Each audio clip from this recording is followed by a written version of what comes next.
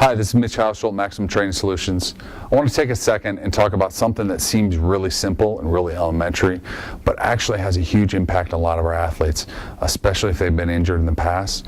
And this may be athletes that have hip injuries, low back injuries, maybe shoulder injuries. We're going to talk out how this really relates to shoulder injuries today, but it comes back to a lot of different things. And that thing that we're going to talk about is breathing techniques. And it's amazing because a lot of athletes have come to me in the last year or so since I've started working on this, and they go, man, it's amazing the impact of you teaching me how to breathe correctly has made on my life and my ability to perform.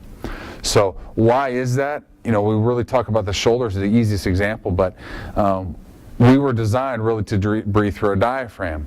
But unfortunately in our society, all the stress we carry, also the mere dominant society, we're always worried about sucking things in. We end up breathing a lot through our chest. So we end up doing this all day long. We talk about the shoulder. If I'm doing that, how many thousands of times during the day, I'm going to develop some shoulder issues. Okay, so now, like I said, we can also relate it back to low back injuries, hip injuries, things like that, because this breathing really tends to drive the nervous system and can really give us fits if we're not careful. So I want to talk just a little bit how we train the breathing technique and give you a quick example about how we can also integrate it into a movement that you may be doing already. So I'm going to have Jordan lay here on the floor on her stomach. We're going to start with crocodile breaths.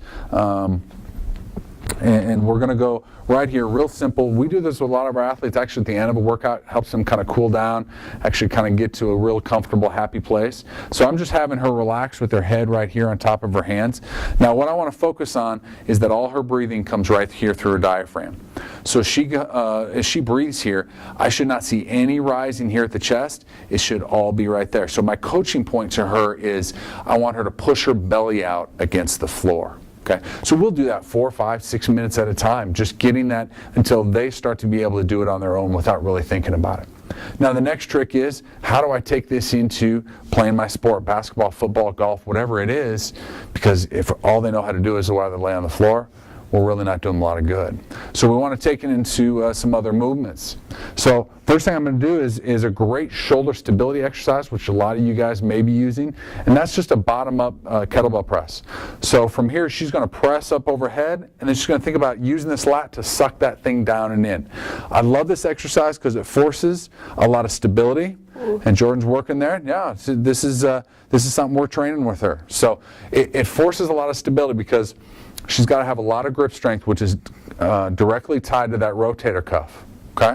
And the other thing I like is, go ahead and relax for a minute. I don't want her to completely burn out with that grip strength before we get to the next thing. But the other thing is in that bottom up position, this forearm has to stay vertical, which allows us to really get that upper arm into a good position with that lat, utilize the lat a lot. Okay? So we will use this to train shoulder stability, shoulder rehab, things like that. But now I want to take it a step further and teach you how we utilize those breathing techniques with an exercise such as this. So she's going to go ahead and press up overhead, nice and tall. Now from here, she's going to hold it, maintain that good shoulder stability, shoulder packed, and she's going to give me 2 good diaphragmatic breaths. It's kind of hard to see with this shirt on, but she's really trying to focus on no breathing up here through the chest, all her breathing through the belly. She's going to suck that thing back down using the lat like we talked about. She may relax, reset a little bit. Let's go through it again. Okay, we're just going to go one more time here so you guys make sure you get it. So she's going to press overhead. From there, take 2 breaths through the belly. So now, if she's really struggling with this diaphragmatic breathing and really wanting to get it up here, we need to continue to work with this. Some athletes will get it really quick right away.